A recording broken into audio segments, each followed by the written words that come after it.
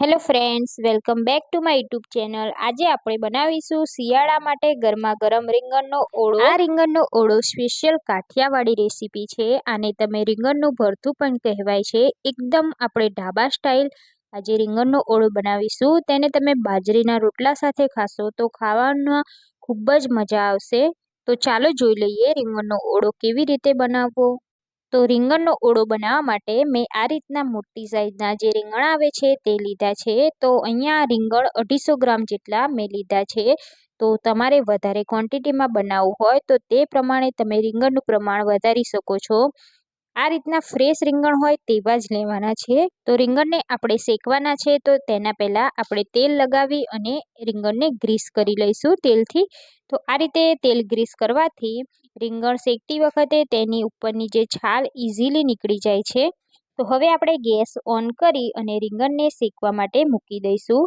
તો અહીંયા ગેસ આ રીતનું તમારી જોડે કોઈ મૂળ હોય તો તે પણ વાપરી શકો છો। તો મેં આવું જાળીવાળું જે રીંગણ શેકવા માટે સ્પેશિયલ મળે છે તે લીધું છે અને આ રીતે ગેસની ફ્લેમ હાઈ રાખી રીંગણને આપણે શેકી લેવાના છે।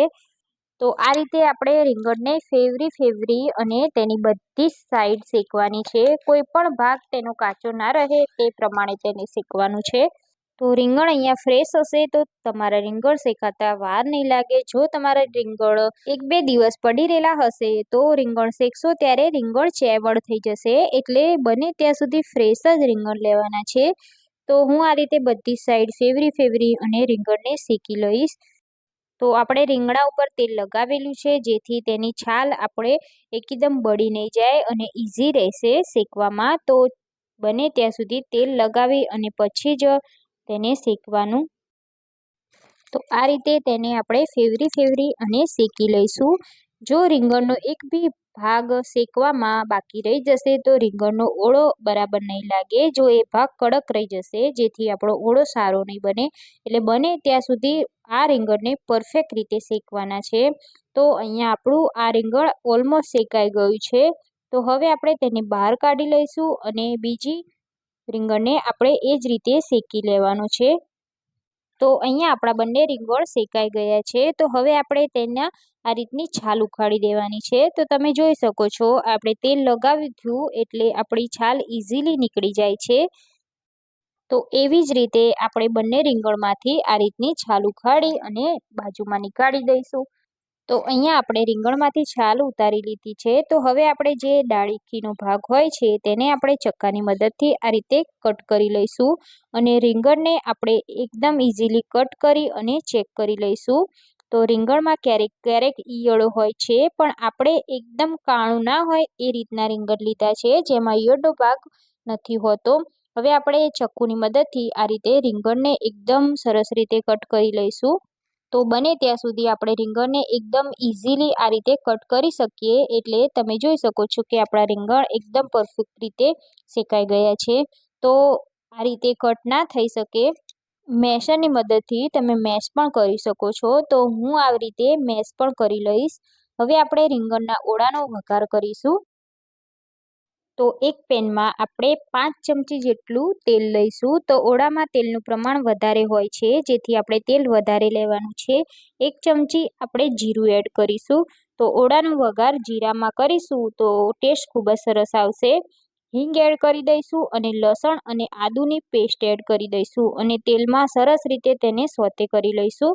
તો આ શાકમાં લસણનું પ્રમાણ ખૂબ જ પ્રમાણમાં હોય છે। જો તમારી પાસે લીલું લસણ હોય તો તમે તે પણ એડ કરી શકો છો। 2 આપણે લીલા મરચાં એડ કરી દઈશું અને એક મોટી સાઈઝની ડુંગળીને આ રીતે આપણે સમારી અને એડ કરીશું અને ડુંગળીને આપણે તેલમાં સોતે કરી લઈશું। તો ડુંગળી આપણી ગોલ્ડન બ્રાઉન થાય ત્યાં સુધી તેને સોતે કરી લઈશું। હવે આપણે તેમાં સમારેલા ટામેટાં એડ કરીશું। તો અહીંયા મેં મોટી સાઈઝનું ટામેટુંને ઝીણા ટુકડામાં સમારી લીધું છે। તો ટામેટાં અને ડુંગળી એકદમ સરસ રીતે સોફ્ટ થઈ જાય ત્યાં સુધી તેને કૂક કરવાના છે। તો ટામેટાં એકદમ સરસ રીતે કૂક થઈ ગયા છે તમે જોઈ શકો છો। હવે આપણે તેમાં લીલી ડુંગળીના જે ઉપરનો ભાગ હોય છે તે એડ કરી દઈશું। તો આ જે લીલી ડુંગળીનો ઉપરનો ભાગ હોય છે તે કૂક થતાં વધારે વાર નથી લાગતી એટલે તેને આપણે લાસ્ટમાં એડ કરીશું। હવે તેમાં આપણે મસાલા કરવાના છે। તો મસાલામાં આપણે અડધી ચમચી હળદર પાવડર, 1 ચમચી લાલ મરચું પાવડર, 1 ચમચી શેકેલા જીરાનો પાવડર એડ કરીશું અને અડધી ચમચીથી પણ ઓછું આપણે ગરમ મસાલો એડ કરીશું અને બધા જ મસાલાને આપણે એકદમ સરસ રીતે મિક્સ કરી લઈશું.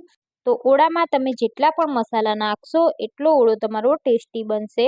તો ઢાબા સ્ટાઇલ બનાવીએ છીએ એટલે આપણે મસાલાથી ભરપૂર બનાવીશું. હવે લીલી ડુંગળીનો જે પત્તાનો ભાગ હોય છે તે એડ કરી દઈશું.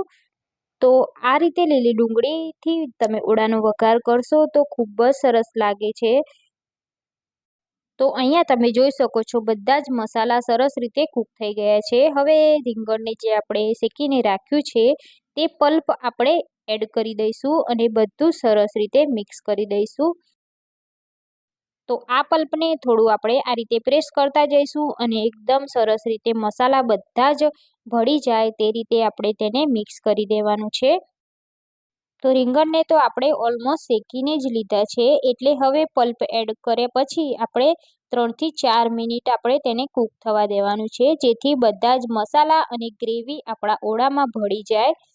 તો અહીંયા આપણે મીઠું ચેક કરી લઈશું અને જો ઓછું હોય તો મીઠું એડ કરી દઈશું અને કોઈ પણ મસાલા તમને ઓછા લાગતા હોય તો તમે ટેસ્ટ કરી અને પછી એડ કરી શકો છો. તો લગભગ 2 થી 3 મિનિટ જેવું થઈ ગયું છે અને આપણો ઓળો એકદમ સરસ રીતે કૂક થઈ ગયો છે. હવે આપણે ઉપરથી લીલા ધાણા એડ કરી દઈશું અને આ ઓળાને આપણે સર્વિંગ પ્લેટમાં કાઢી લઈશું. તો એકદમ ઢાબા સ્ટાઇલ કાઠિયાવાડી આપણો રીંગણનો ઓળો તૈયાર થઈ ગયો છે. આ ઓળાને તમે બાજરીના રોટલા કે પછી ભાખરી સાથે સર્વ કરી શકો છો. આ ઓળા જોડે તમે છાશ, મસાલા પાપડ, ડુંગળી, મરચાં સાથે સર્વ કરશો તો ખાવામાં ખૂબ જ મજા આવે છે. એકદમ દેશી ભાણું છે. ક્યારેક વાડીમાં પ્રોગ્રામ થતો હોય છે ત્યારે રીંગણનો ઓળો અને બાજરીના રોટલાનો પ્રોગ્રામ ઘણીવાર લોકો કરતા હોય છે ત્યારે આ રીતની રેસીપી તમે બનાવી અને જરૂરથી ટ્રાય કરજો. ખાવામાં ખૂબ જ સરસ લાગે છે. એકદમ કાઠિયાવાડી દેશી ભાણું છે.